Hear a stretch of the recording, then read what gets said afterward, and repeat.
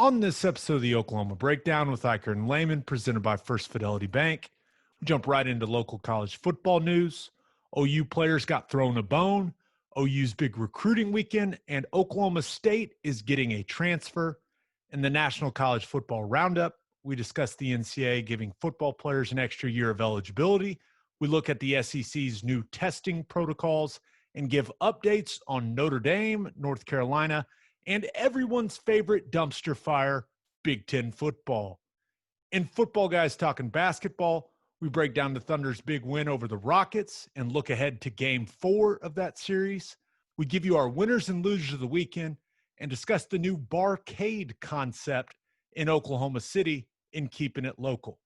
Please download and subscribe to the podcast, rate it 5 stars, and write us a good review. Follow the show on Twitter, Instagram, Facebook, and YouTube. Just search Oklahoma Breakdown on any of those, and you'll find us. All right. Our man Michael Hosty will kick this thing off. It's time for the Oklahoma Breakdown. August 24th, and you're listening to the Oklahoma Breakdown with Ikard and Lehman, presented by First Fidelity Bank. First Fidelity Bank is a full-service financial institution based in Oklahoma with tailored solutions for all your personal and business needs, checking accounts, savings accounts, home loans, and much more. They do it all. Whether it's online banking from your computer or mobile banking from your phone, everything is stress-free with FFB. Making mobile deposits, paying bills online, and moving money to different accounts couldn't be easier. First Fidelity Bank provides free ATMs worldwide, making banking convenient wherever you are. Now, how about these offers for new customers? If you open a new checking account or savings account, they give you $200. If you open both a new checking and savings account, they give you $500. Free money, people. They also give back to the community. FFB donates a total of more than $500,000 to local charities and educational foundations. Make your life easier and go bank with First Fidelity Bank. Visit ffb.com for more information. Now, we're recording this on Sunday night, and I just watched Luka Doncic single-handedly destroy Paul George's career. I'm just kidding. It's not that drastic, but what a performance by Luka Doncic. I mean, it was so fun to watch. That was my favorite basketball game of the bubble so far. He's legit, man. He, like you said, he's a lot of fun. I haven't seen a whole heck of a lot of the guy, but man, every time I watch, he's hitting threes. He's taking guys to the rim.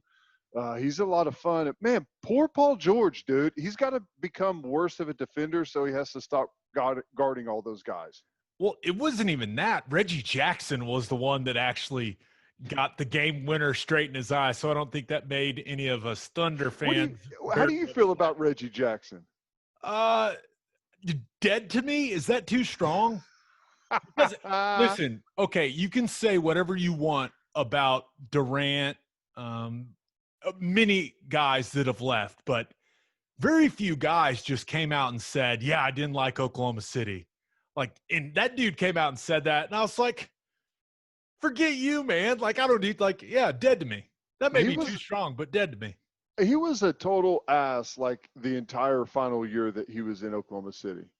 Wouldn't pass the ball to anyone. Totally was trying to do everything on his own. And I get it, trying to make that next contract, make some big money, but good Lord, was he not a very good teammate down the stretch. Yeah, so not a big Reggie Jackson podcast, apparently.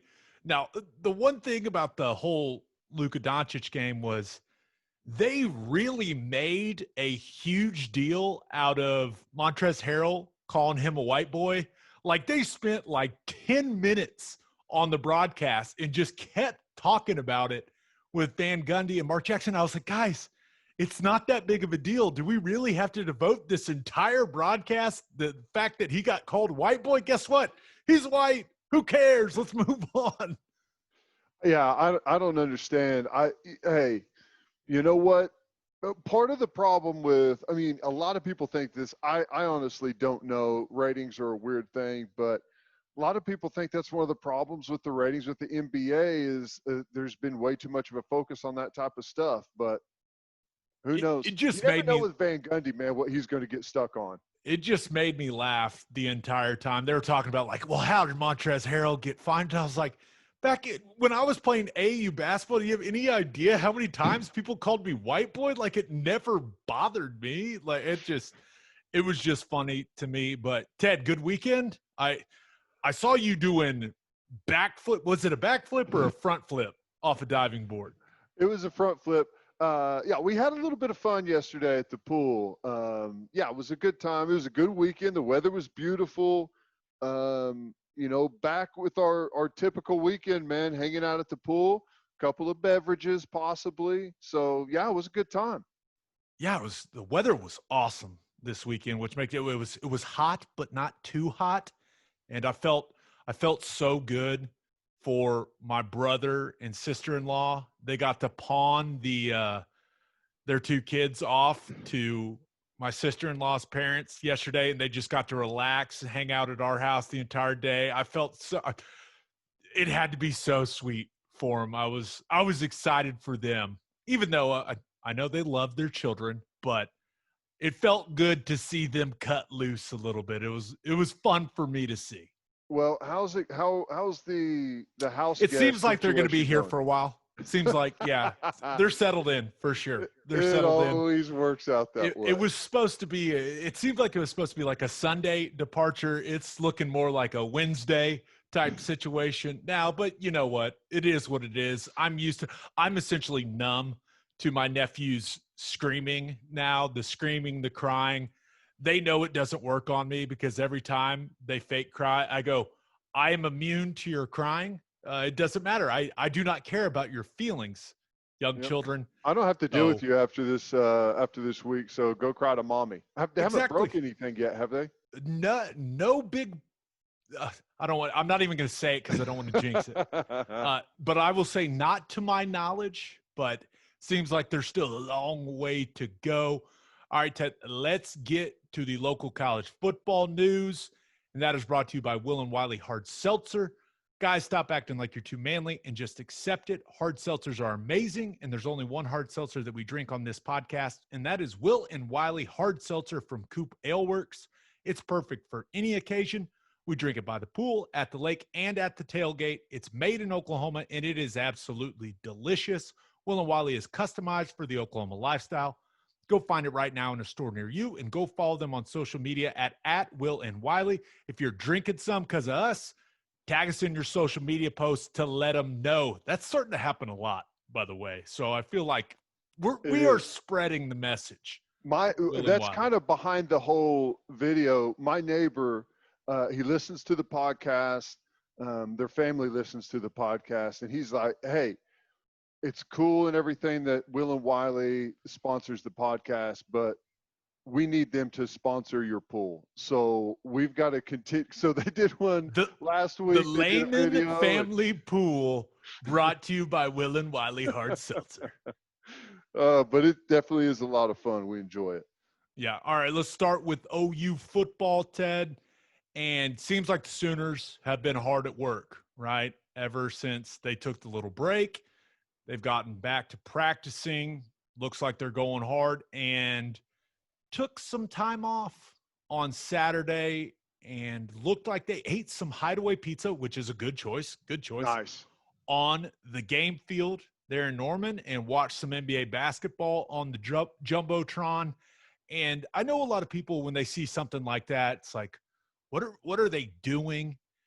And people may not realize that during a long training camp, and I know they got a week off already, but during a long training camp, especially with what these kids are having to go through with all these protocols, the testing, feeling that responsibility that is on their shoulders right now, it's important to throw these guys a bone every once in a while, Ted. And I think a lot of people may not realize that, but when you're working them that hard and they have all this pressure on them, you got to let them cut loose and have a little fun every once in a while. Yeah, there's no doubt about it. I mean, camp is a grind, and I know a lot of the rules have changed, but it's still difficult. You're typically talking about up at, 6 a.m., 6:30 a.m. I know sometimes they practice really early, but, up really early, I would straight like to to. practice. I would like to make it very clear. I am anti early morning practice. I hate that, and they do that a lot. Give me the heat. Let me sleep. That's all I'm Dude, saying. put that on a damn t-shirt. I mean, but you're up there early. Some guys have to be up there super early for treatment. You're hurting, you're sore, you practice. As soon as practice is over, it's meetings, then you eat, then meetings, then walkthrough, then meetings, then eat, then meetings, then meetings. And it's just, and then back home, you Then collapse and you do it sleep, all over again. then rinse, then repeat. Exactly. So anytime and you've got a big schedule that tells you absolutely, you can look 2 weeks ahead and it's like, oh my God, I can promise you the schedule did not say Hideaway Pizza, NBA playoffs on Jumbotron. Okay. So at some point he told those guys that there's going to be a change in the schedule and we're going to go hang out, have some food, watch some NBA playoffs. I guarantee the guys went crazy. You got to have, even if it's just something little to break up the monotony, to get out of that just hardcore schedule. You got to have those things every now and then, or the guys will go crazy. Yeah, especially in college football. Now, I think when you talk about the camaraderie of the locker room, right? You know, having some shared experiences outside of the meeting room, off the practice field, a lot of guys can bond over NBA basketball. You know, usually athletes are fans of other athletes, right? So the fact that those guys, instead of sitting in a meeting and breaking down the film for God knows how many times they've done it, I mean, it's just a moment for you to relax, a moment for you. And even if you've practiced that day, it's still like, it feels like a big win, even though it's kind of this small thing that a lot of people would be like, I mean, aren't they sitting out in the heat eating a hot pizza? It's like, listen, man, yes, they are. But that's not really what it's about. It's about just It feels getting like an air conditioner when you don't have your pads on. Yeah, exactly. It's about just getting away from football just for a few hours. And that can go a long way. I know it seems silly to say that, but during a long training camp, especially this one, which is really mentally taxing, I think, for a lot of these guys with everything that's going on with the coronavirus, like, this is a big deal. It sounds stupid, but it is a big deal to work things like that in. Do we have time for a quick semi-related story? Of course we do. Okay, so, and I can't remember if I've talked to you about this before. So, like my freshman year at OU, I was going through the summer workout. So it would be the summer before my freshman year, and total grind, horrible. We all know how bad that stuff was. Well, the last day of summer workouts was like a Wednesday or something, and the guys like the day before, a bunch of the older guys are like, because it was a team, the whole team showed up, and it was like a morning workout. Like everyone was there at like 6 a.m. And some of the older guys said, yeah, I think we'll probably just show up and Schmitty's going to have breakfast for us, like McDonald's breakfast and stuff like that. That's what he did last year. So oh, no. Immediately being set up for failure. Yeah. So everyone's like, oh, cool. That's, thank God. But wake up, and everyone in the back of your head, you're thinking, okay, he's going to have something cool, like a reward for a good long summer. Wrong. Okay. No, there was nothing there. And I think that day we ran ramps behind the home side of the stadium, and it was god awful, just like you would imagine. So and I don't know, like, if that ever actually happened. The older guys said it did. But so every year after that, there's that last day of workouts, and it's always like a team run. And everyone's like, you think this year he'll have something for us? Is there going to be something? You think there'll be breakfast this morning? No, never, ever. I wish no one would have ever told me that, and I wouldn't have thought about it. But every year, it's like, man, there's no way. But you're still thinking, but maybe, but Where's my just maybe. where's my sausage biscuit and hash browns, Schmitty? And the feeling of walking up to the duck pond at 6 a.m. thinking there's going to be some tables and breakfast out there to find out there's not is soul crushing. Oh, I have a similar story. It just kind of like a throw you a bone story that kind of worked against me in the National Football League. So my rookie year with the Titans, we are practicing. We are going into like the third preseason game, right? The starting center, good friend of mine, Brian Schwinke, little banged up. Chris Spencer, veteran guy, it's like his 10th year. He's banged up. We are going into a practice.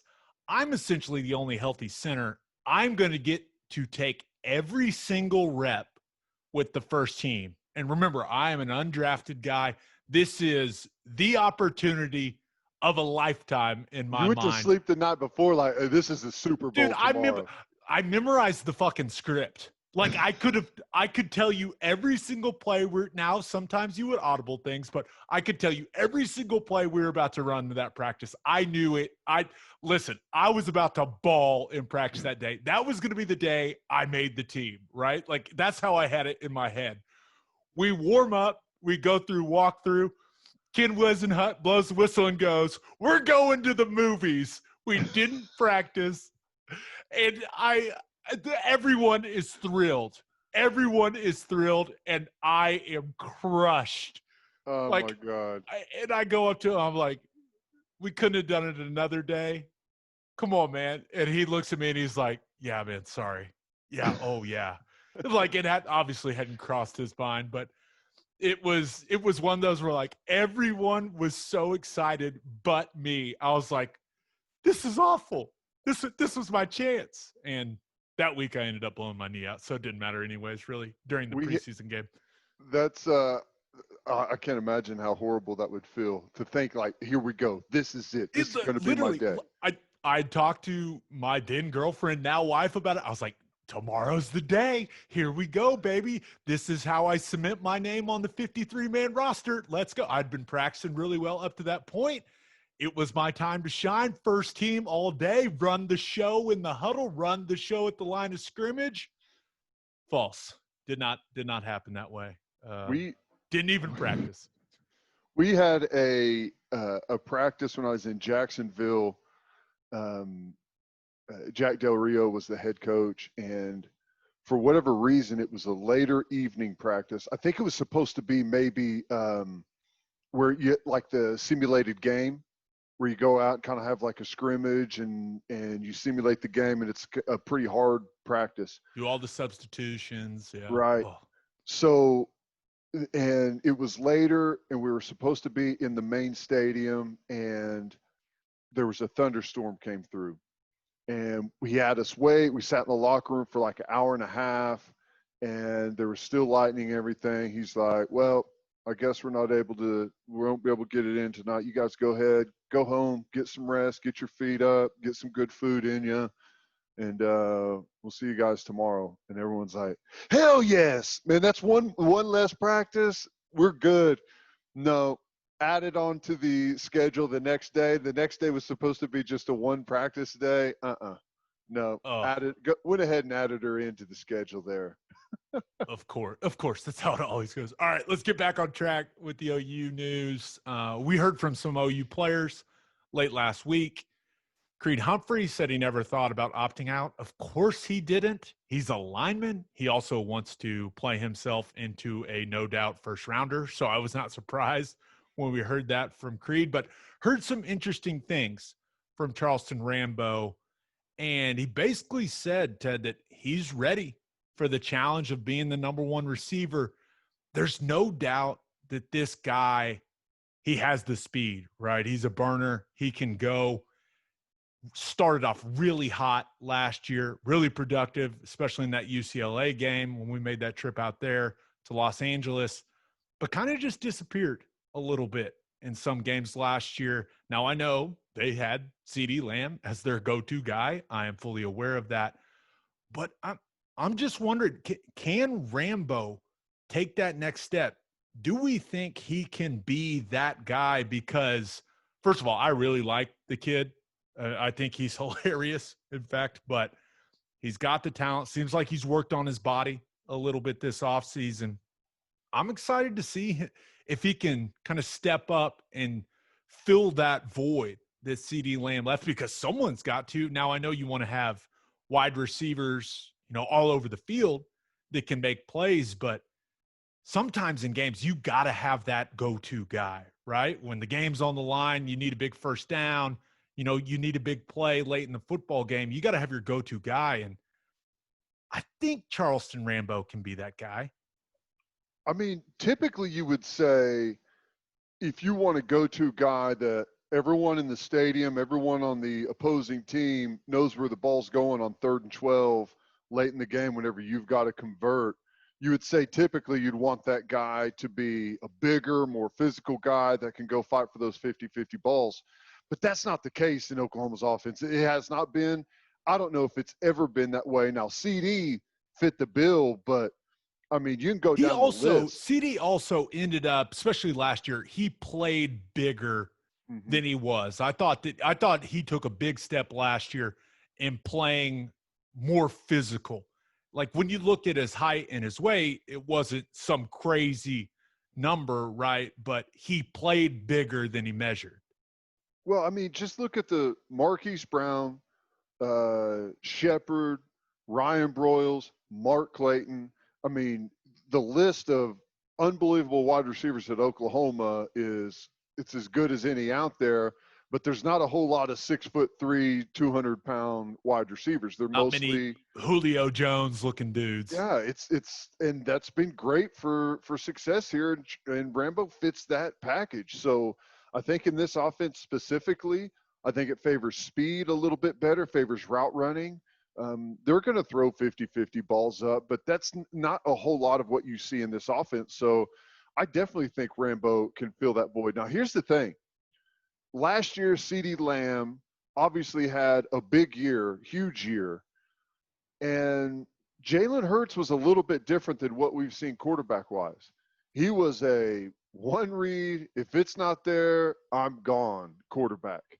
And you kind of, one way or another, probably are going to get the same thing with Spencer Rattler. Now, I know everyone feels like you think I think he'll be more of a progression guy. I think when you look at Spencer Rattler, he's going to be a guy that he's not going to, first of all, the offense is going to look a lot different, but he's not going to be a guy that looks at one dude and then says, oh, I'm going to use my legs and go and get it. He doesn't have the lead in the pencil that Jalen Hurts has. He's a little more of a slight guy. I think he'll be more a guy that goes through progressions, hits his second, third, fourth option, checks the ball down. I can't imagine he'll be similar to Hurts in that way. Do you think?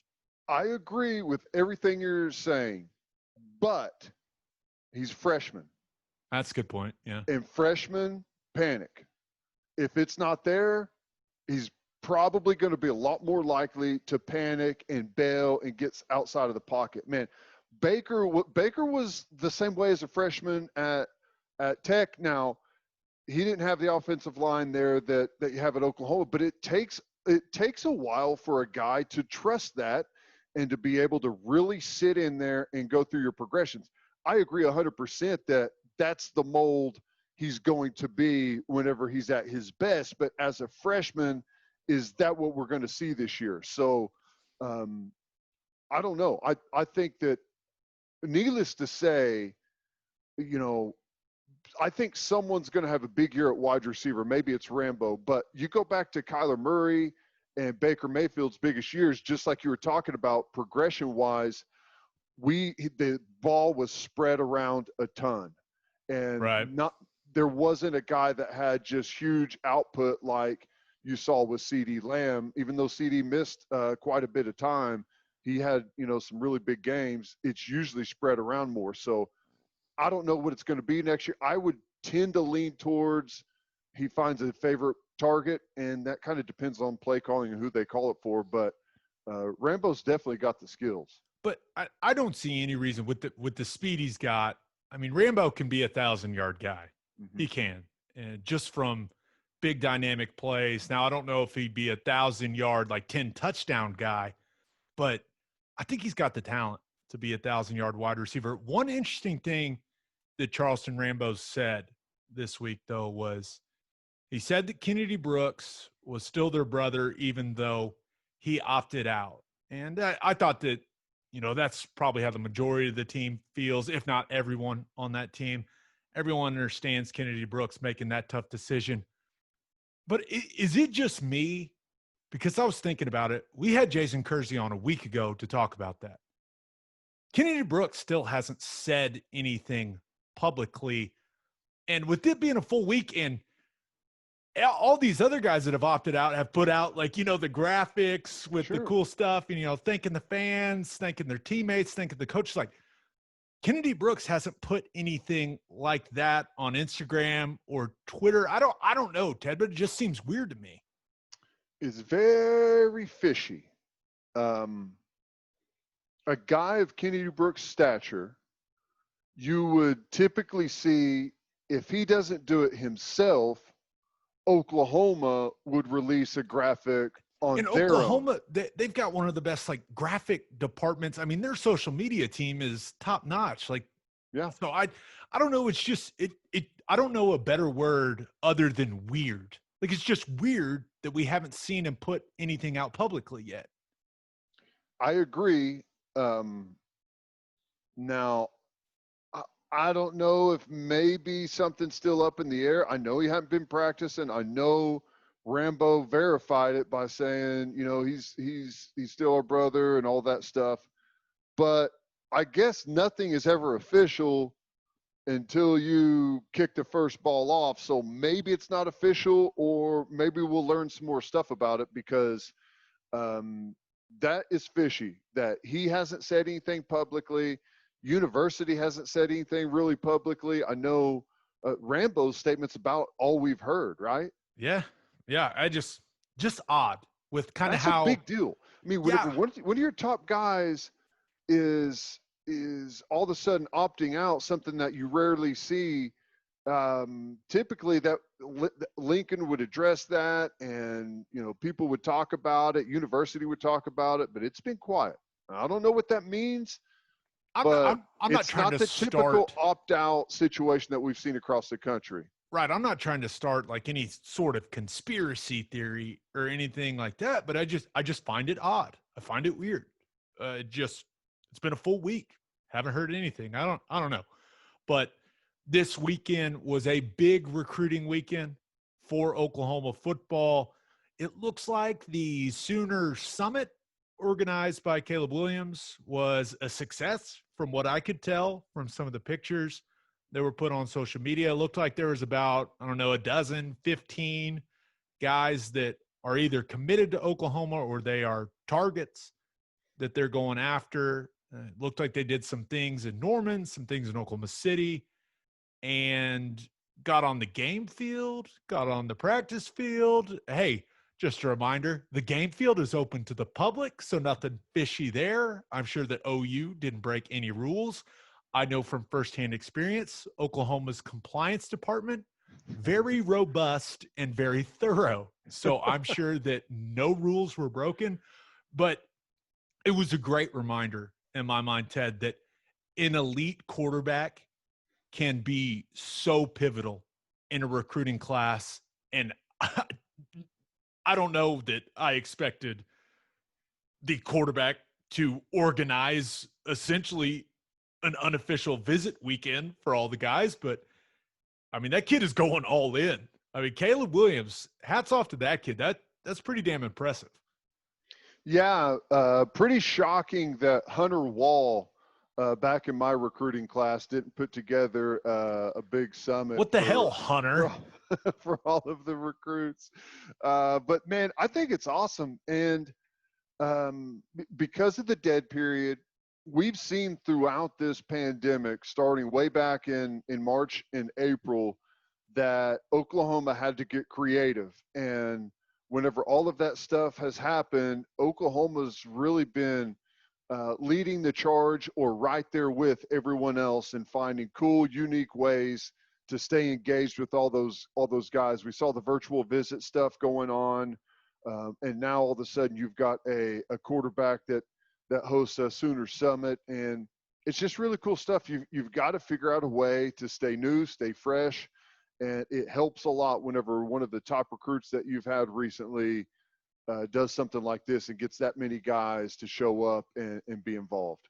Yeah, and hopefully he ends up bringing some of those, top 50 type players into that recruiting class. I know they've got their eyes on a lot of those guys, and some of those guys showed up. So good job, Caleb Williams. That a boy. One other piece of Oklahoma football recruiting news. I can't believe we're talking about recruiting so much on here, but we're recruiting guys now. How about that? It's a new recruiting podcast. Oh, God, no. But Kelvin Gilliam, who is a 6'4", 260-pound defensive end from the state of Virginia. That is a big boy, committed to Oklahoma over Penn State and South Carolina this weekend. He is ranked as the number 7 weak side defensive end prospect and 104th prospect overall, according to the 24/7 composite. Just looking at his highlights and looking at some of the things he's put on his social medias, that dude's got a frame. And I know he's somewhere between 250 and 260 now. That dude is destined to be a 3 technique. I mean, you just see the shoulders. If he's already carrying 260 that well, there's no reason he won't be 285 in no time.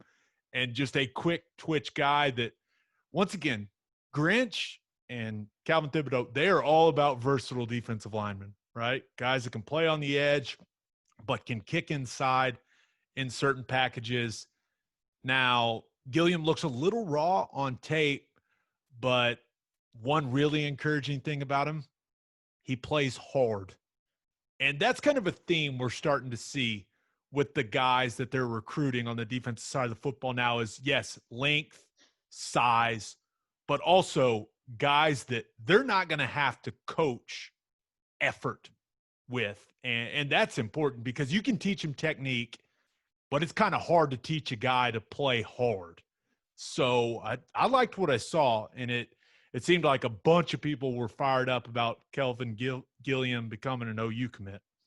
Yeah, no, I think that's great. And you hit on something there that I think is just fantastic. Guys that play hard, that play with a ton of effort, that run to the football all the time. We've all heard coaches say, like, I can go to Walmart and find someone there that'll run to the ball as hard as they can every single snap for me. That's like the biggest lie coaches tell.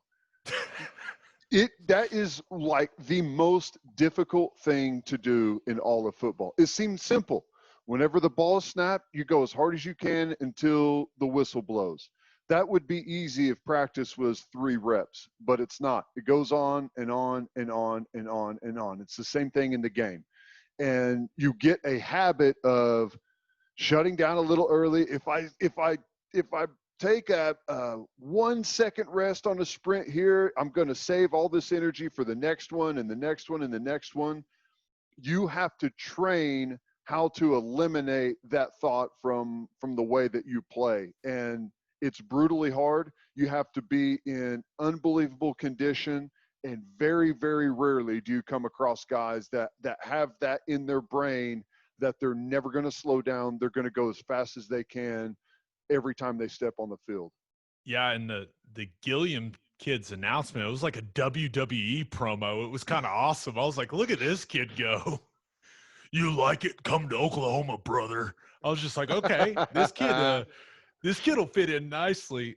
One piece of Oklahoma State football news comes out this weekend that former Washington State wide receiver Tay Martin announced that he will be transferring to Oklahoma State. 6'3", 190. I mean, big-time target.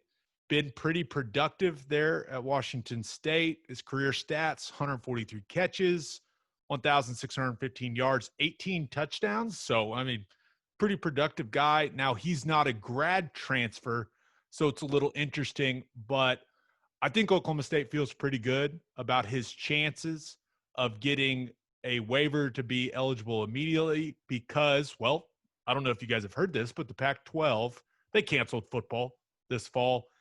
And he's also come out and said that he is transferring to Oklahoma State to be closer to his daughter. So I think that's a big factor. Now let's decide now, Teddy. We talked about the Cade Mays situation. Do we think this guy's going to get granted an immediate eligibility waiver? Because it's really kind of a crapshoot with the NCAA. Is daughter and football where I play being canceled, are those two big enough factors to get him immediate eligibility? It seems like a pretty convincing case for Tay Martin to be ready to go at Oklahoma State immediately. That's about all you got to say, right? Who knows? Maybe.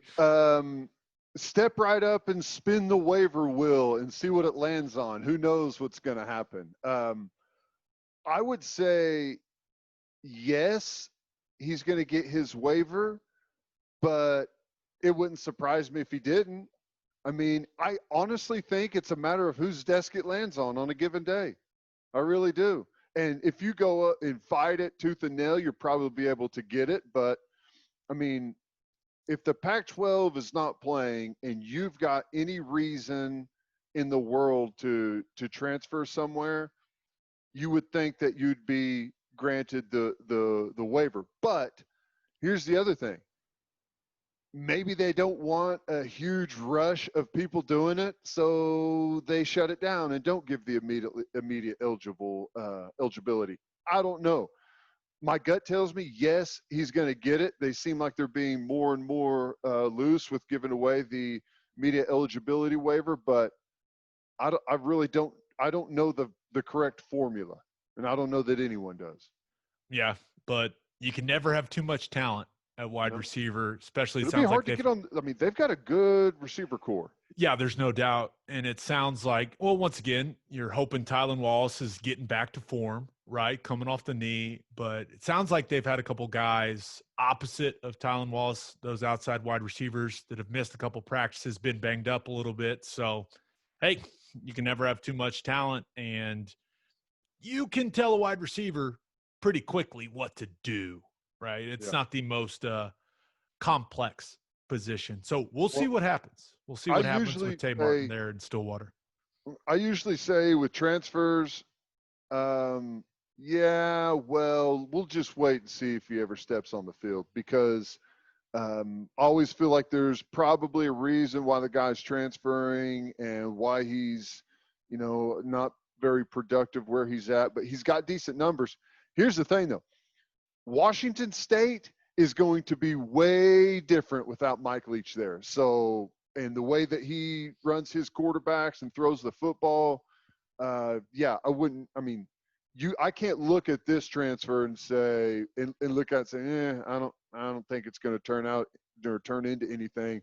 He's got a chance with those numbers, the production he's put out there, probably have a chance to make some impact.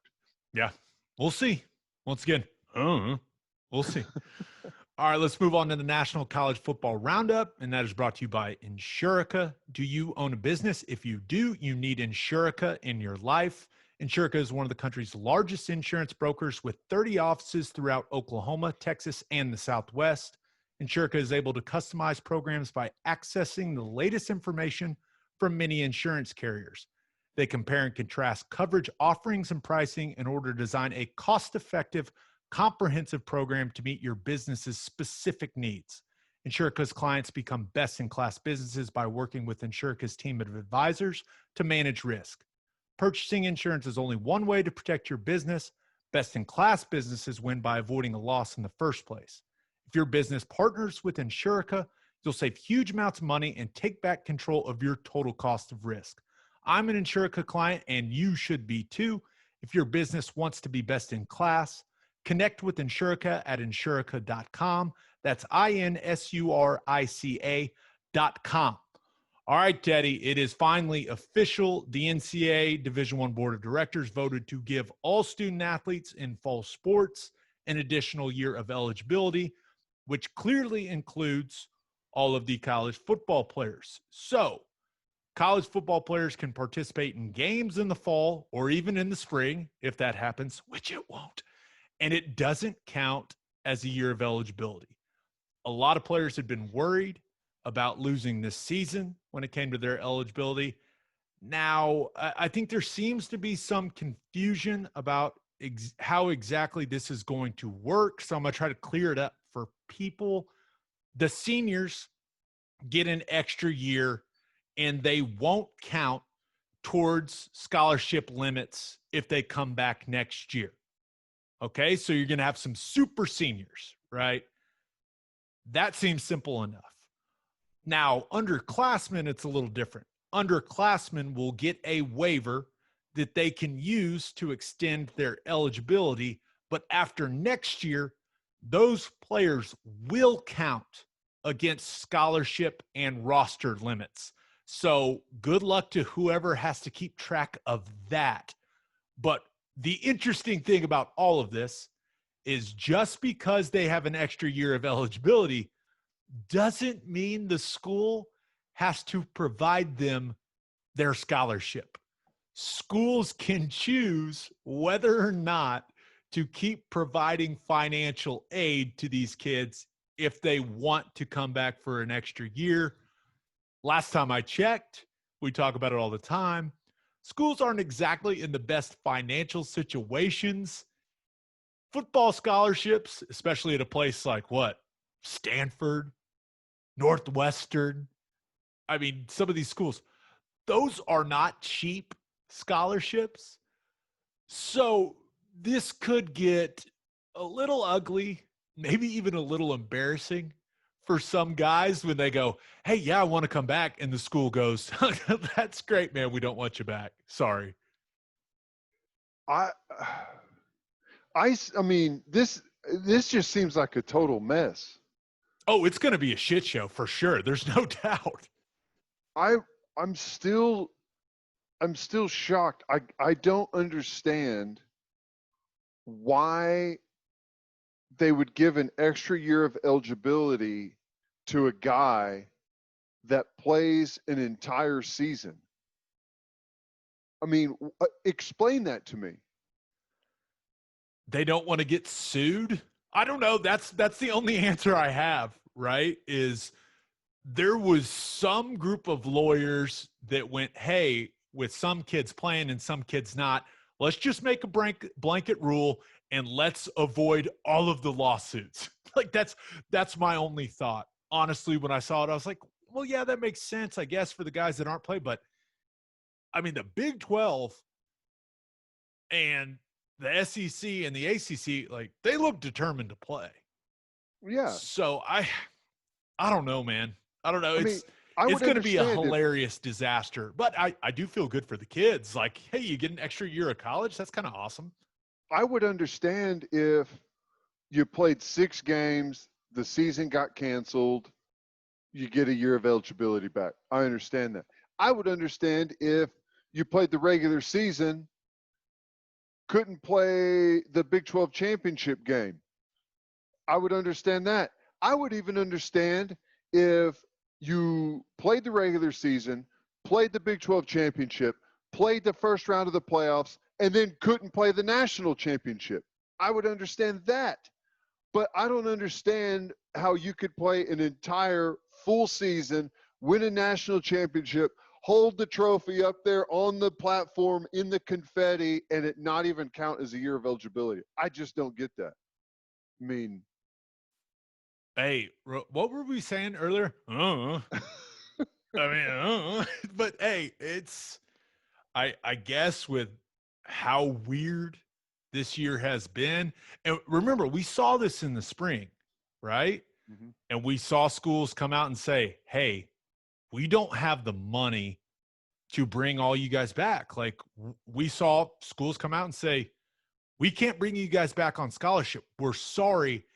And we're kind of already seeing what might need to happen for teams to bring football players back for extra years of eligibility. Like, you already see schools cutting sports furloughing athletic department employees. I mean, you just look, we saw Nebraska furlough 51 staff members for 4 months.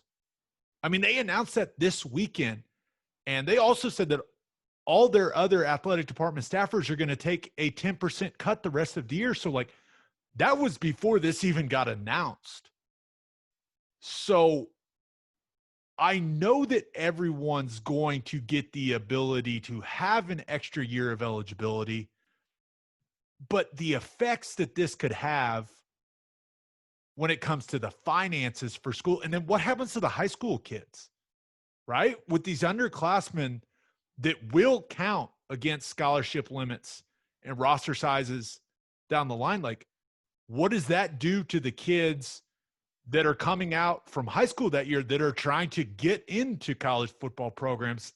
I'm with you, Teddy. It doesn't make a ton of sense for the kids whose seasons got canceled. It makes perfect sense in my mind, but this is going to end up undoubtedly being a complete mess for the people in college football. It is. There's no doubt. Well, I mean, think of this, man. And I don't know how this is. I guess it's the same timeline, but let's say you're a senior who you've been maybe a multi-year starter. There's a chance that maybe you're a late round draft pick, or maybe catch on as a unsigned free agent or undrafted free agent somewhere. Now you've got to make a decision if you're going to declare for the draft or use your extra year of eligibility. Start your masters. Yeah, it gives there's a whole nother level of decision making in there. And remember that the new signing period is in December. The window to declare for the draft is in January, right? So if you've got an outgoing senior that may or may not come back, you'd like to have it was a starter another year, but maybe he's not sure. Maybe he gets hurt in the bowl game and is like, I'm not going to get drafted or anything anywhere. How are you going to know who to sign and who not to? Because some of these younger guys, as you said, are going to count against roster limits and scholarship counts. Could you see, and this is going to happen, there's going to be some schools that say, hey, guys, I know you have that extra eligibility, but we're not bringing any of y'all back. Mm-hmm. Like, there's just no. Just everyone.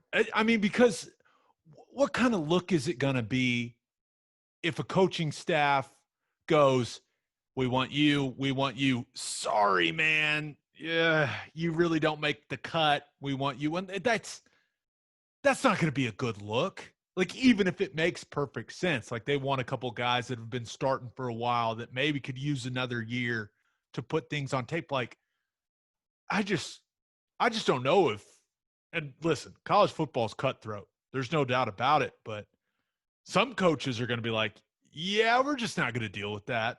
We're not going to deal with that. So we'll see. And you got to remember, some of these decisions may not be up to the coaches. You could have athletic directors go, nope, too expensive. Got to let them move on. Got to let them go free. They've got their eligibility, but they're going to get their financial aid from someone else. I mean, that's a very real scenario as well.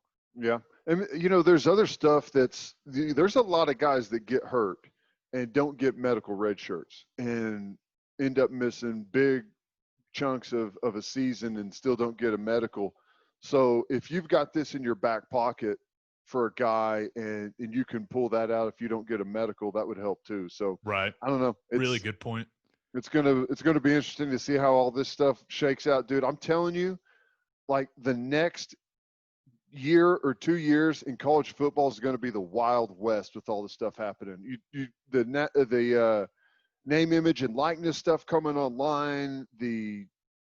Everyone's going to have an extra year of eligibility in their back pocket. The blanket eligibility waiver. This is going to be awesome. I'm glad I don't have to solve any of these problems, but I can't wait. It's going to be awesome to watch, not to deal with it. Can't wait to observe all of this. It's going to be awesome. All right, let's check in on our friends in the SEC. and the conference added a third weekly test prior to games and kind of followed the Big 12's lead by adding enhanced screening for myocarditis and other heart issues for the players that end up testing positive for COVID-19. And I think this is kind of just a standard now, right? In college football, we saw the heart issues playing a big role, being a big talking point for why the Pac-12 decided to cancel, why the Big Ten decided to cancel.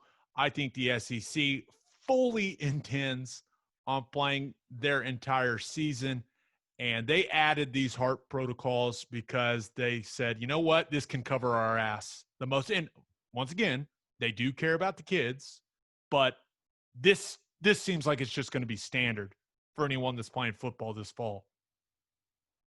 Yeah. No, I think so. It's smart. Any extra layer of protection that you can add in, and let's be honest, this is incredibly cheap, incredibly easy to do for everyone. I think it's like $50. It only takes like maybe a half hour, and if you're not having to do it for every single player once a week or something like that, you're only doing it for guys that test positive. It's a very, very a minor financial issue, time issue, all of those things. So it makes a ton of sense to add that as an extra layer for liability reasons, as you pointed out, and just to make sure your guys are safe and healthy. Yeah, for the kids' long-term health, you want to make sure the old ticker is doing just fine after these kids test positive for the virus. Now, we did see some videos of kids at Auburn, some videos of kids at Bama partying, and you saw Bama's president come out on Twitter and say, well, guys, if this gets any worse, then we'll probably have to go all online. That is probably going to happen. That would not surprise me one bit. There's probably a small part of that Alabama president that is going, yeah, I hope that happens, because then it means football happens for sure. I wonder, what do you think do you think they thought they weren't going to party? Like, serious question. Like, did college presidents, did they really think that the college kids weren't going to party? Like, there's no way they actually thought that. I mean, to be a college president, you got to be really intelligent, and you got to be more than just book smart. You got to have a little street smarts too. You got to have some people skills, right? Some people skills. So anyone that has any amount of people skills, street smarts, common sense would say, as soon as the college kids show up on campus, they're going to party like crazy. So I'm saying that, yes, hopefully they knew. My question is, because I know what parents' answer is, do the students, college students, want to go all online? Ooh, I mean, because that means you don't have to park. You don't have to wake up and go sit through class. You don't have to get dressed. You don't have to get ready. You can just, from your dorm room or your apartment, whatever, do your classes that way. I mean, I know it's not traditional, and that's part of the reason you're there. And I know parents are like, if I'm paying for you to go, I want you to go. But for kids, I wonder what they think. Because if the Auburn president's going to say, man, if this partying gets any worse and people are, going to continue to pass the virus around, we'll have to go all online. Is everyone like, yes, keep drinking, keep partying, let's go? I don't know what the students think about that. My initial response is that the students would want to push the boundaries far enough to where it gets into like the hybrid model, right? Where they're partying just enough to where some is online, some is in person, but they don't make all the kids go home, right? So right. You can keep partying. Yeah, so that's right. If you got to find that sweet spot. The kids' parents are going to say, get your ass home. I'm not paying for, wherever you're living up there. You can do that from home. Yeah, so I think finding that balance, right? If you're a college student right now, you certainly want to push the boundaries, but you don't want to make it go overboard to where the university president goes, all right, see ya.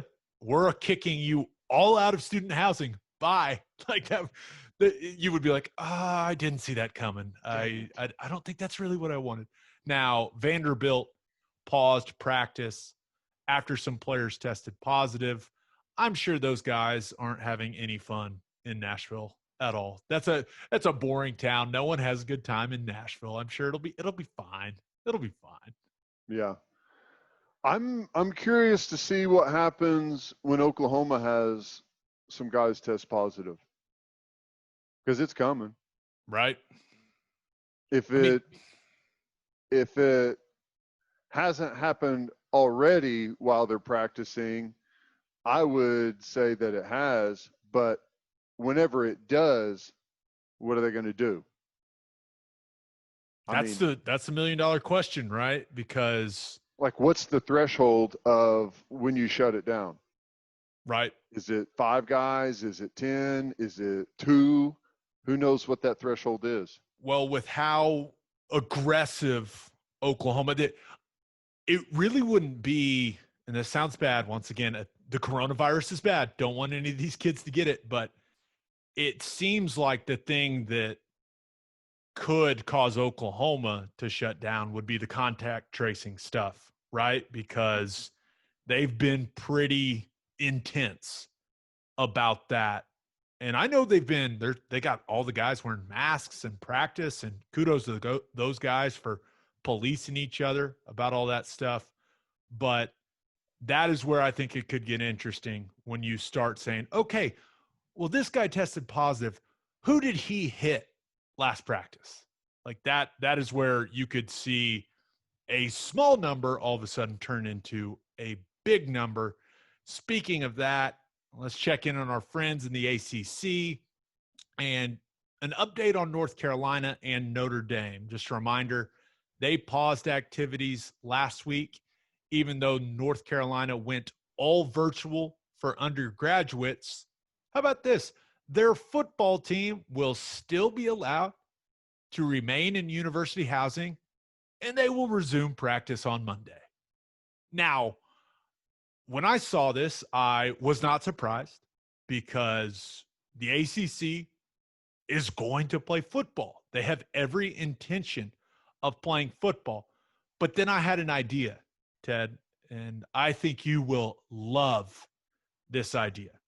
If I'm Mac Brown, if I'm the head coach at North Carolina, I go to the administration sneakily, maybe under the cover of darkness. I don't know. Maybe I wear a cloak. I don't know. But I ask if I can move all my players into the newly vacated on-campus housing. And I try to form the closest thing. I try to create the closest thing to a bubble as possible. I don't say anything about it publicly. I just do it quietly.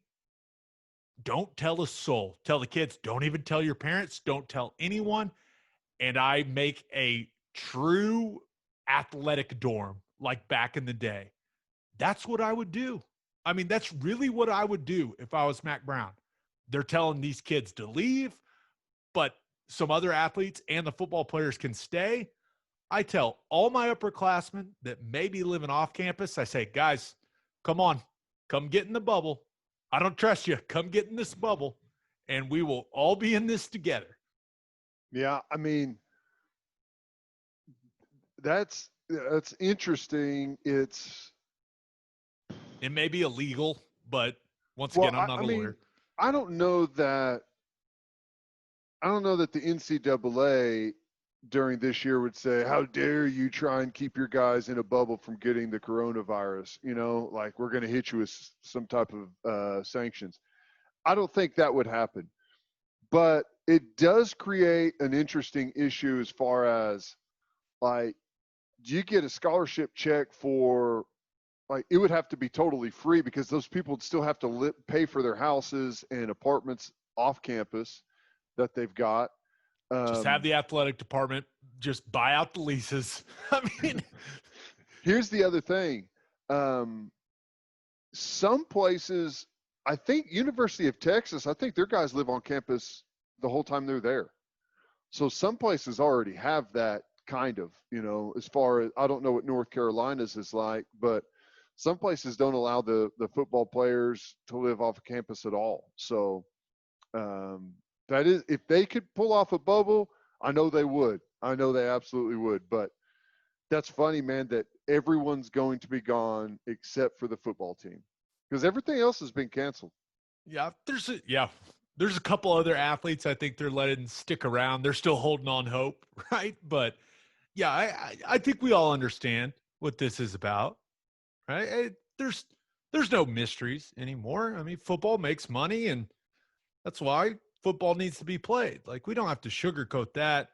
Notre Dame announced late last week that they had 5 positives. I think there were 6 other guys that were being held in isolation because of contact tracing. Now, they didn't practice on Thursday or Friday, but as I was going through their official football Twitter this weekend, kind of made it seem like they practiced this weekend. They didn't have any sort of formal announcement or anything from the school or even the football program. So I was a little confused. Maybe they didn't practice, but it doesn't seem like they're going to be holding out very long if they haven't already practiced. I was a little confused, but the bottom line is football continues to roll on, even when campuses are having these clusters, outbreaks, whatever you want to call them. I mean, it just seems like these schools have said, you know what? We're going to play football. Like, these kids are going to get the coronavirus, but we're going to play. That's just kind of how I feel as these teams keep doing the same thing over and over, Ted. Yeah, and I agree with you. I mean, there was a time whenever positive test on a team would feel like, oh my God, this is going to shut everything down. But that doesn't seem to be the case anymore. My question is, like, why is Notre Dame shutting down anyway? I mean, I know they had 5 positives, but if you're only going to shut down for 2 days, that doesn't do anything. Incubation period, as far as they have said, can be up to 10 to 14 days. So really, you'd have to stop for 10 days to make sure that no one has it before you move on. And I know they're not going to do that. So I don't know why they don't just plow through it. I guess to say that we've had some positives, we're shutting down. So everyone says, oh, okay, good. I don't know. Yeah, I think they retested them on Friday. I don't know. And I couldn't tell because they were putting out like hype videos on Saturday and Sunday. I was like, well, did they practice? But there were no details that I could find. So maybe they did, maybe they didn't, but it doesn't it's a hype seem video for whenever they come back and start practicing again. it's Let's to get go. the fans. It's to get the fans going for when they return to practice. But Notre Dame was kind of that school in my mind that, okay, I was kind of going to gauge things off because of how seriously they take academics and kind of how seriously they take how they're presented from a PR standpoint. And if they're going to work through this stuff and keep practicing, then I feel good about anybody doing it. Yeah. I really do. I saw that and I was like, well, this is good. This is good for football being played if Notre Dame's already back at it. Yeah, they take money more serious than they do all of those other things. So Exactly. They're going to be out there balling. All right, let's check in on our favorite dumpster fire, and that is Big Ten football. Of course, a group of Big Ten parents protested outside Big Ten headquarters on Friday. Sean Wade's dad, Randy, somehow convinced like 25 other parents to join him. And Teddy, it was as hilarious as I was hoping it would be. I cannot decide what was funnier. Their "let us play" chant when I was like, you're not playing? What are you talking about? Or the fact that there is no one in the Big Ten offices right now. So they're doing a chant of "let us play" to an empty building because Kevin Warren and the rest of the conference office staff are working from home. So everything about this Big Ten situation makes me laugh. Every single thing. This continues to get funnier and funnier for me. Apparently, they don't know how to protest properly. They should have taken a play out of the Portland playbook and taken a guillotine outside of the Big Ten offices and draped some Big Ten flags over it and burn them on the guillotine like they did in Portland with the American flags. That's how you protest. That's how you get people's attention. But I know that those Big Ten parents, they just want some answers. They want transparency from the league. They want to know how each university president voted so that they can know if they should protest at their campus or not. But it's just so silly. And it got even sillier when it came out that some Nebraska parents are threatening to sue the Big Ten if they don't release the specific information they want that led to the postponement decision. Because Monday at noon, right? High noon. They better have it. They've set their deadline and they want the info. They want it now. And nothing makes me laugh more than frivolous lawsuits. I love them. Apparently, we've talked about it a little bit, but the guy doing the lawsuit knows how to go after the NCAA and the conferences and all that stuff. So, at a minimum, I'm sure we're going to learn quite a bit about what exactly went down with the decision making, which honestly, I'd like to kind of peek into, see what happened. I will say this. I've been giving Kevin Warren a very hard time. He has not gotten any help from the Big Ten presidents. They have put him out front to take all the bullets. I mean, it's just I feel bad for the guy. I mean, I know he's new in the role, but they're just letting him take all the heat. It's kind of messed up in my mind. It's like they don't want to be responsible for the decisions that they made. So, and I know that he works for them and part of his job is to take the criticism when stuff like this happens. Like, I get it, but damn, man, can't you like help him out a little bit? This guy is just getting roasted left and right. You know, we found out one of the reasons conferences and leagues have a commissioner. It's for whenever stuff goes bad, all the people involved can go, hey, don't look at me.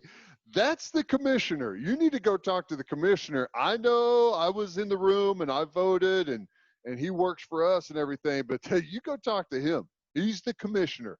You catch all the arrows when you're the commissioner. That's part of the job. He gets the big paycheck. I don't know. I kind of feel bad for him, but that's not going to stop me from continuing to make fun of the dumpster fire that is Big Ten football. All right, Ted, let's move on to our segments. And since it's Monday, you're going to get some football guys talking about basketball. Yeah, football guys talking basketball, FGTB, and that is brought to you by Tim Hughes Custom Homes.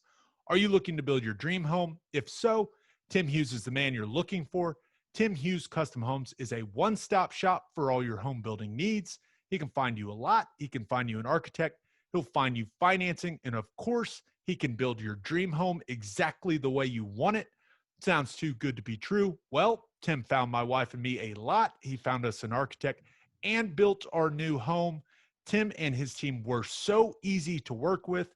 In fact, he found me a pool guy this weekend, and the pool guy did a really good job. So I think we may keep him. He's also built several office buildings. So if your business is looking to build a custom office, Tim Hughes is your man. You can see Tim's custom builds throughout Gaillardia, Nichols Hills, Oak Tree, Stone Mill, and Rose Creek. It is a great time to build the house of your dreams. For more information and to see Tim's spectacular work, visit his Instagram page at Tim Hughes Custom Homes or visit timhughescustomhomes.com. The Thunder got a big win in Game 3 over the Houston Rockets, and it did not start off well, Ted. I mean, well, it was 5 points in like 7 minutes of gameplay, and it didn't look like it was going to end very well for the good guys. but it turned into one hell of a basketball game. The Thunder, they really got more aggressive and ramped up the pace, which, I mean, we saw Billy Donovan yelling, run, run, run. But the end of that game is, I mean, the only thing we're going to talk about, because the end of that fourth quarter was pretty wild. When you saw it, it seemed like Chris Paul had made just a huge mistake fouling James Harden before the ball was inbounded. Now, I want to make it clear, everything that I despise about NBA basketball was encapsulated in that one play. Two guys flopping, trying to draw a foul, and I was just like, this is disgusting. Like, it made me so sad. And I, of course, like any other Thunder fan, I was yelling that the foul was on Harden. He was grabbing him. He pulled him down. But in my head, I was like, this is gross. It was, ugh. But they got the free throw and the ball, but then Houston turned it over, right? So SGA hits the biggest shot of his career so far to put the Thunder up one. Houston misses the free throw. Chris Paul's game winner in regulation was interesting, to say the least. I don't know about you, Ted, but I prefer my game-winning attempts. I prefer the guys to be able to see the basket when they shoot them. Well, I was curious about that too. And after I like my guy looking at the goal when he's attempting to win the game, you know? Maybe I'm crazy. Well, here's the thing. I was curious about that last sequence and why he ended up with that shot. And right after he attempts the shot and they're walking back to their bench, I think he was looking at maybe Dort, and he's like, where were you? Like, he was supposed to be somewhere, and as he drove, he was looking for him, and there was no one home. So he had to throw up a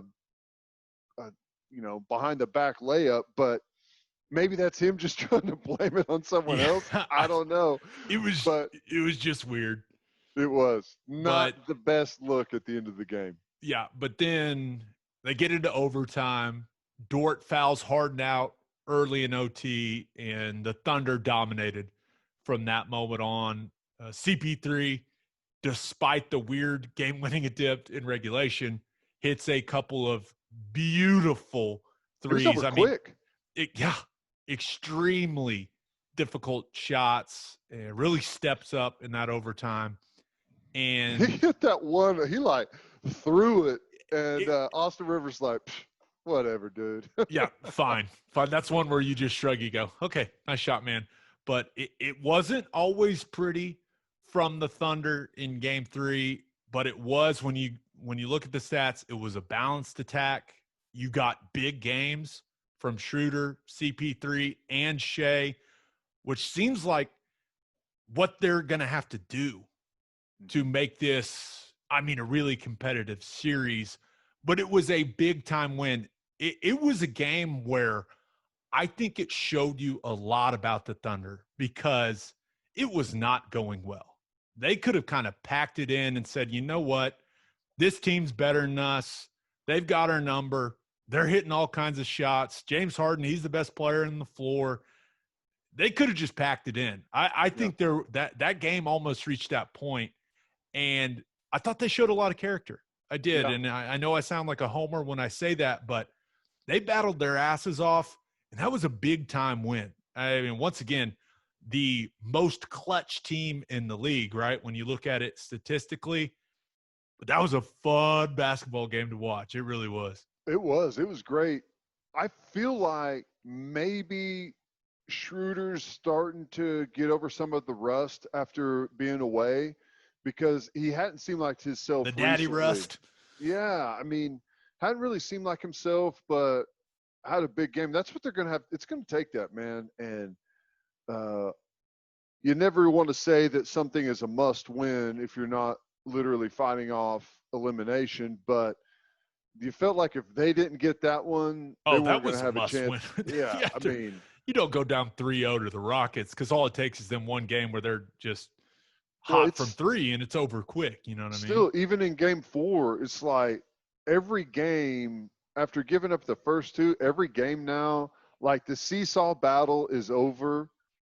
You can't afford to give No, another they're one. coming back to Oklahoma City. The crowd's going to affect it. It's like, no, and that's what makes this thing so interesting. Now, you mentioned game 4. Game 4 is Monday at 3 p.m. on TNT, which the Thunder, I guess, just are going to keep getting shitty game times, okay, fine. Playoff Whatever. basketball, just like you love it. Monday at 3 o'clock on a work day, baby. Perfect. I wonder if we will see more of that lineup we saw in overtime with Gallinari at the 5. They dominated in overtime with it. I'm sure that Billy Donovan will go with it a little earlier in the game. I know we all love Steven Adams. We all love Nerlens Noel, but the bottom line is Steven Adams may not have the biggest role the rest of this series, and I know he's dealing with the knee issue, but they look awfully good with those 3 guards out there. With Gallinari playing the 5, it allows him kind of to just float around a little bit, guard PJ Tucker, as PJ Tucker just sits in the corner.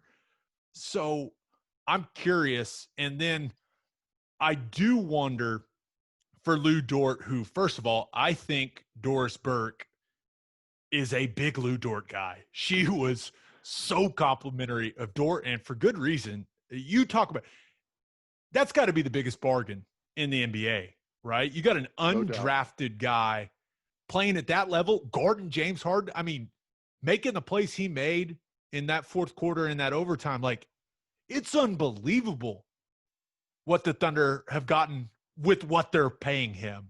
I mean, that's got to be the best contract in the league.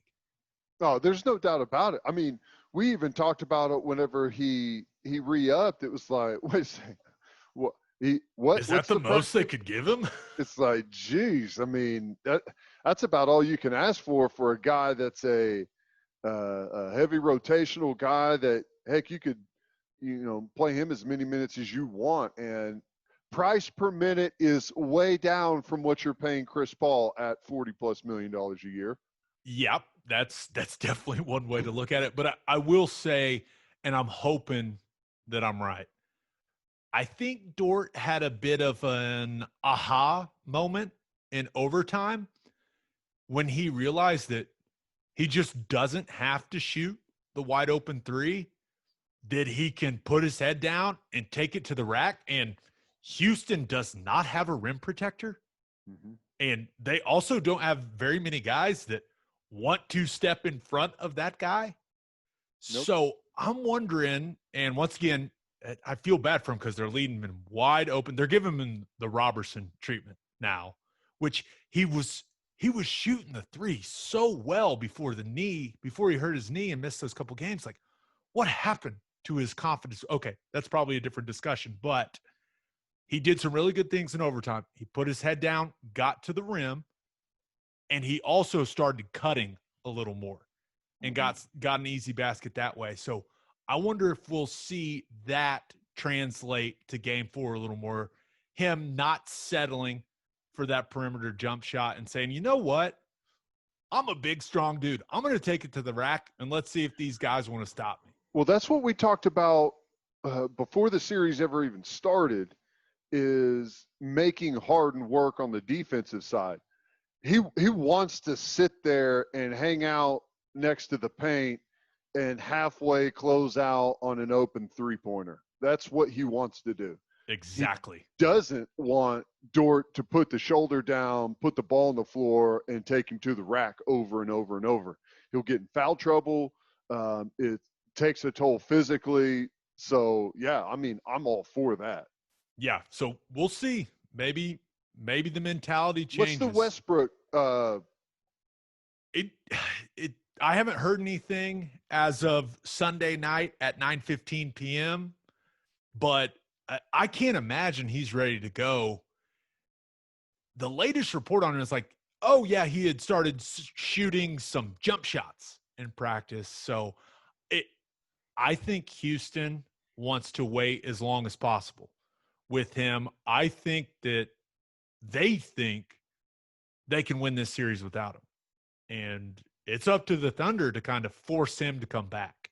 That's a dangerous gamble I know whenever they get Russell Westbrook back, that's going to help them a lot, but they're a team that kind of plays on rhythm and flow and getting guys involved. And whenever you thrust another ball dominant guy back into the mix like Russell Westbrook, that kind of changes up your rhythm a little bit, at least temporarily. So I don't know. And it's a big gamble.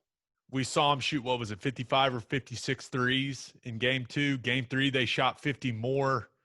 So they clearly have their strategy mapped out, and things do change. They'll still shoot a ton of them, but Westbrook changes a lot of things. So I would love to see the guy play, but I think the Thunder have a better chance of beating him if he does it. So take your time, Russ. Just take your time. We all want you to be healthy. All right, Ted, let's move on to our winners and losers of the weekend. And winners and losers are brought to you by Advanced Weight Loss Clinic of Sand Springs. They'll help you execute a realistic and achievable weight loss plan designed for you and only you. They've got all kinds of treatments for men and women. Their licensed and trained experts combine diet and exercise with hormone therapies to maximize your results. If you're struggling with low libido or low energy, Advanced Weight Loss Clinic of Sand Springs can help with that too. They also offer Botox and fillers. To get on the path to losing weight, call 918-241-LOSE or visit their Facebook page. If you mention the podcast, you will get a free fat burner injection. All right, Ted, who do you have as your winner of the weekend? As my winner, I'm going to go with the folks out there that are craving some conference realignment. Ooh, tell me more. Saw a little article in ESPN talking about what conference realignment may look like and what could happen and when it may happen. And I may have possibly heard a thing or two about some conference realignment, and maybe it could be happening sooner than we ever thought. All right, hold on. I just want to clarify. Mm-hmm. Are you saying little birdies are maybe chirping a little something to you? Is that what are you saying sources, or are you just saying let's go with little birdies? Little birdies. I am a bird watcher, Gabe. So yes, there's been some chirping going on out there, and if you would have asked anyone in the know about conference realignment in January or February, if it would happen before the grant of rights situation, they would have told you there is a 0% chance of that happening. 0. But right now, if you ask the same people if there's a chance of conference realignment happening, they'd probably tell you that there's a 50% chance of it happening. Whoa. And a 50% chance of it happening within a calendar year. Okay. Okay, the birds are chirping so loudly. My God, what? Because of the revenue situation, because of the angst between different schools and different presidents and the way that everything has lined up, that there is a real look at whether or not this is the time to change things. And the biggest piece of the pie is ESPN, who holds the rights to the majority of the games. And according to the people who would know, ESPN wants to play ball on the situation. So that throws a position into the fire that could really help out. Now, what that means for the grant of rights and all the different things that go on, and what that means for Oklahoma and where Oklahoma would end up, I don't exactly know. All of that stuff is way above my pay grade. I'm not the commissioner. I'm not taking the arrows. You're just an ornithologist, one that studies birds. Bet you didn't know I knew that. No, I didn't know that. I bet you didn't know that I didn't know that. So stupid. But if you are craving some conference realignment, stay tuned. It could be happening. Okay. You have my attention, sir. All right. Who do you have as your loser of the weekend, Ted? The loser is, and I know we hit on this a little bit earlier, but the loser's the Big Ten. And I read an articles on 247sports.com or 247sports.com, excuse me, and it's kind of tied into the lawsuit that has been filed and what they're wanting to see from the Big Ten. But I thought this was interesting. Kevin Warren sat in for all of the athletic directors in the meeting with the presidents and chancellors. And according to the article, 100% of the athletic directors in the Big Ten were in favor of playing in the fall. And according to the 14 article, of 14? all of them, every athletic director in the Big Ten was in favor of playing in the fall.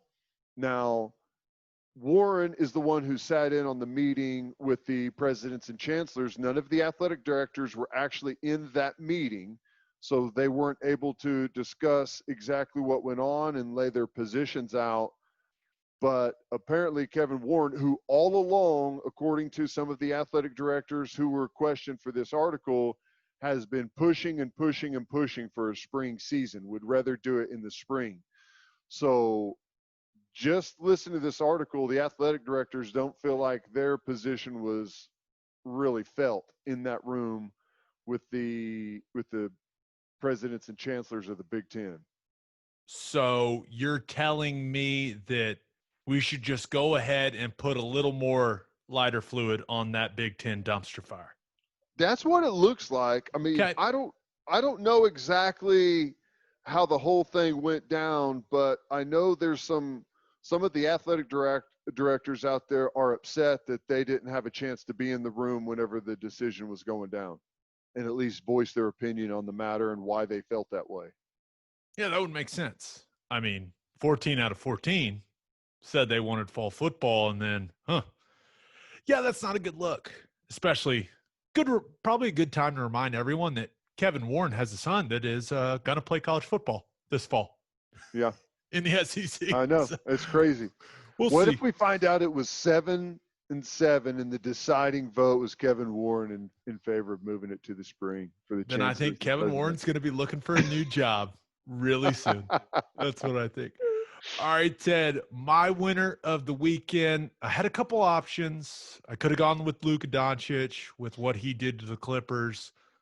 I could have gone with the Ravens for getting rid of the headache that is Earl Thomas, especially if they can void that $10 million guaranteed they owe him for something like conduct detrimental with that fight in practice. But I'm going to go political. And I know nothing about this man's politics. Absolutely nothing. He could be a scumbag. He could be the best guy in the world. I have no idea. I want to make that clear. But Mississippi Governor Tate Reeves caught my attention this weekend. Once again, know nothing about his policies. If he's a bad guy, I do not support him. But I know he understands his constituents, and I know he understands PR because he had an unenviable task this weekend, and that was announcing the safety measures for college football in the state of Mississippi. He announced that people are going to have to wear masks coming in and out of the stadiums and walking around the campuses.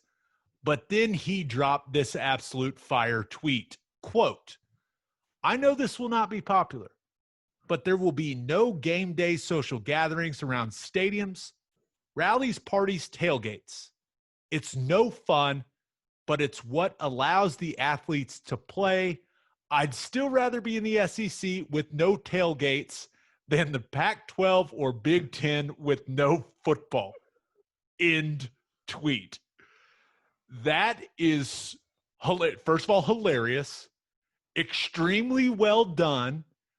I mean, genius PR move, because when you put it that way, I know some of the Mississippians, right? Mississippians. It's got to be Ians, yes, that's Ians. right. They can only be so mad after their governor roasts the Pac-12 and Big Ten like that. And when you put it into that perspective, you go, yeah, man, I guess, he's right. And we'll see. I'm sure the people at Ole Miss and Southern Miss and Mississippi State, I'm sure they still won't get together before the football games. I'm sure. Yeah, okay. Yeah, I'm sure the Grove will be empty before Lane Kiffin and the boys kick off. Okay.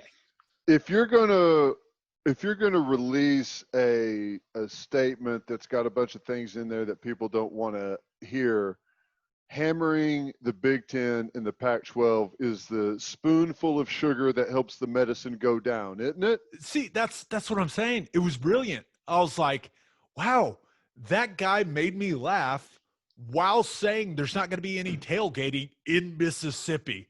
I was like, that was very well done. The tailgating situation is fascinating to me. How you regulate it. I mean, I guess you're kind of hoping that everyone just kind of follows the rules, but if a guy is standing by his parked car or truck with a tailgate and is having a beverage, that's fine. But if him and the person he came to the game with are doing it, do two people constitute a tailgate, or is it four, or is it eight? I saw something, I think it was Florida State is doing and it's for their booster club only, I want to say. They're doing social distancing tailgating where people have to be 6 feet apart from their family and friends. And so I was like, okay, I guess that can work. But once again, how this stuff is going to be enforced. I saw Texas Tech come out with some no tailgating regular, who's going to enforce those people in Lubbock? Who's going to make them not tailgate? Good luck. Here's the thing about Texas Tech. If you go to Texas Tech on a game day, they have a pretty robust tailgating situation going on around that stadium. It's pretty good. There's a lot of partying going on. If you the people that go to Texas Tech games are alumni. Lubbock's a small place, and alumni drive in from all over the place to go to those games. And if there's limited capacity already and there's no tailgating, dude, there ain't going to be nobody at those games. Here's the Texas Tech announcement. All Texas Tech sponsored tailgating events have been canceled for the 2020 season. Lots will open 3 hours prior to kickoff. All personal tailgating should be limited to no more than 10 people in accordance with the state order for outdoor gatherings. No tents larger than 10 feet by 10 feet will be permitted. That's perfect. I mean, you got 4 cars. That's 40 people you're allowed. If you just put the cars next to each other and combine, right? Just going to have to talk a little louder. That's it. That's fine. I'll be fine. I'm sure our friends in Lubbock will cooperate perfectly. There won't be a single issue. It'll be fine. All right, my loser of the weekend. Now, I was going to go with that lab in New Jersey that turned out all the false positives for all the NFL players because that lab was certainly a great candidate. But I'm going to go with TCU. And I didn't put this in the roundup because I wanted to save it for my loser. But Max Duggan will be out indefinitely. People close to the program seem to think his career might be over after they discovered a heart condition that he's been living with his entire life last week during the new cardiac screening that the Big 12 implemented.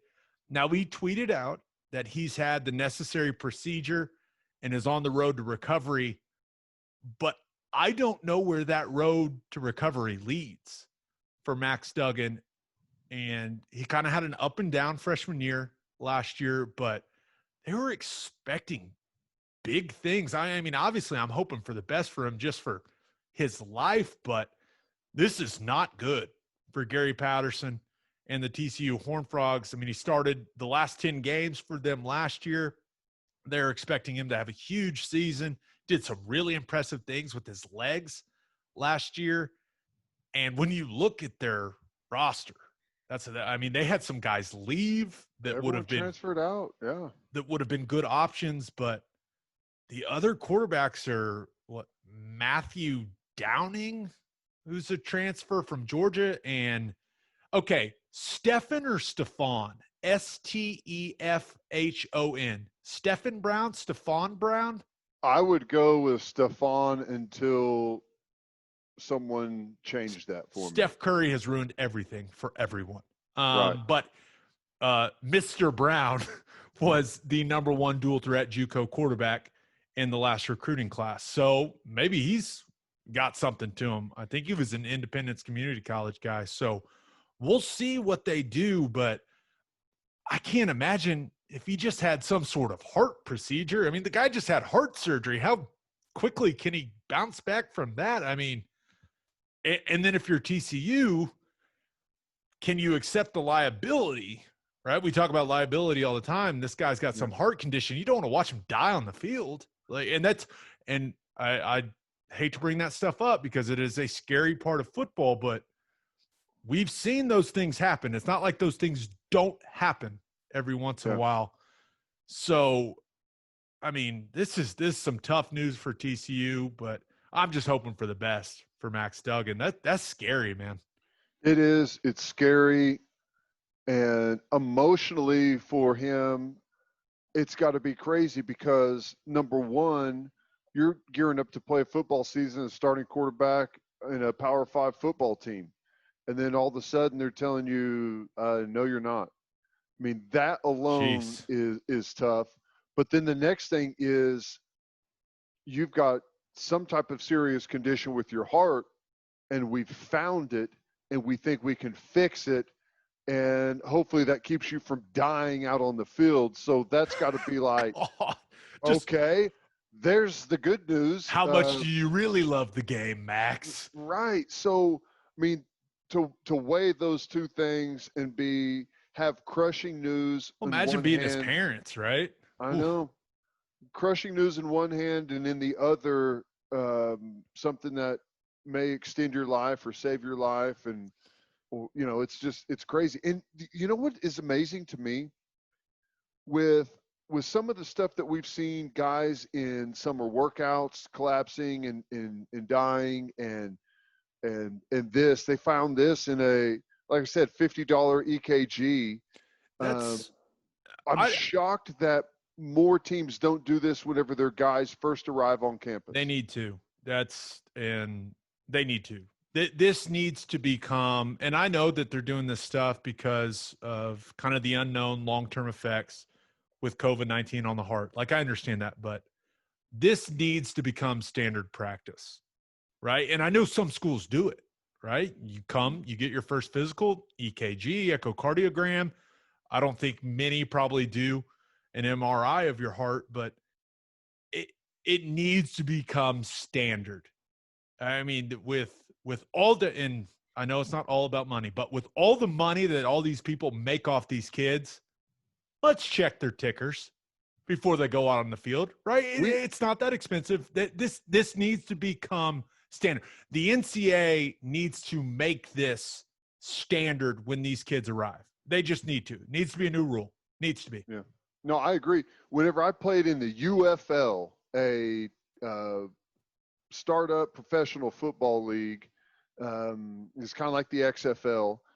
Whenever we did that, we showed up to take our physicals for the first time, and every year we had to do an EKG, and we had to do, I don't know if it was an MRI or what it was, but it was a full-on like procedure heart scan where they had the video of like of your a little echocardiogram, like the looks like an ultrasound. Yeah. And then in the NFL they would just do chest x-rays, right, to look at the actual size of your heart. So it's standard in professional football. Let's stop pretending like these guys aren't semi-professionals. Let's check out their hearts before they get on the field. Come on, guys. I mean, it's just the way it needs to be. So send in the best. Positive vibes only for Max Duggan there at TCU. Hope he can get back on the field. All right, Ted, let's finish up with everyone's favorite segment, and that is Keeping It Local, where we highlight what's going on in the great state of Oklahoma. And Keeping It Local is brought to you by Bishop McGuinness Catholic High School. As schools are reopening in the fall, parents want to provide the best possible educational experience and spiritual development for their children. There's no better place for that than Bishop McGuinness Catholic High School. A one-to-one iPad setting makes McGuinness students fully prepared to continue high-level learning from home. A 12-to-1 student-to-teacher ratio guarantees no student is overlooked. In addition to athletic programs and clubs, Bishop McGuinness's college prep curriculum offers 22 AP courses. Financial aid is available. For more information, visit bmchs.org. Now, our story for Keeping It Local was something I read about in an article by Steve Lackmeyer in the Oklahoman, and it's a new cool concept. And Teddy, I just wanted to get your thoughts on it kind of in general. Now, I love when new cool things come to Oklahoma City, but it opened this weekend, and it's called Up Down, and it's in the Plaza District, which I'm a big fan of. Things get a little weird over there, and I kind of like a little weird every once in a while in my life. But according to Steve Lackmeyer, it is a vintage arcade bar where you can get pizza by the slice. You can also get a bunch of craft beers, but it has arcade games from like the 80s and 90s. It's got pinball machines. It's got skee ball, but this was the thing that kind of took it over the top for me. It's got a Nintendo 64 console, like gaming setup. Now it's also got your life-size Jenga, your life-size Connect 4, that stuff, but pizza, beer, arcade games, Nintendo 64 console gaming setup. Are you in or are you out? This is kind of like the barcade concept, right? You see it at different places. You see it at Flashback, right? In Oklahoma City as well. But are you in or out on this concept in general? Because it is intriguing. I'm in, and there's a specific reason why I'm in. The Nintendo 64 gaming console is a game changer for me. I can go get pizza anywhere. I can pretty much play pinball. Well, maybe not pinball machines, but skee ball, that stuff. You can find that. Now, to get it all under one roof with some good beers and food and stuff like that is good. But the Nintendo 64 is a game changer. Okay. Yeah. Okay. Go ahead. I'm going to put you on the spot here. This clear there, and that's what caught my eye as well. Now, you can give me your top, let's go top 2, top 3, however many you want to give me. Your top Nintendo 64 games. The best Nintendo 64 game ever, and possibly the greatest video game ever created, and is really the start to everything we see now, is James Bond on Nintendo 64. Was it GoldenEye? I don't remember the name of it. The technical name is GoldenEye 007. I may have played it a few times in my day. Got a little golden gun action. That's the only answer. That's the only answer. Right? It changed video gaming, and I'm no longer a big video game guy. But back when I was a kid, my brothers and I still have a Nintendo 64 downstairs. We purposely kept a TV to where we can, and we've got this little, it's kind of like a coax or like component thing that converts into an HDMI cable. We purposely kept a TV to where we can hook up that Nintendo 64 downstairs. Oh, nice. Yeah. Oh, yeah. That's how we roll, baby. I remember Nintendo 64 wasn't that big of a deal. Everyone kind of had one. And I went to a friend's house, and he had the James Bond game. And we started playing, and I was like, what is this? What is this? This is incredible. Who thought of this?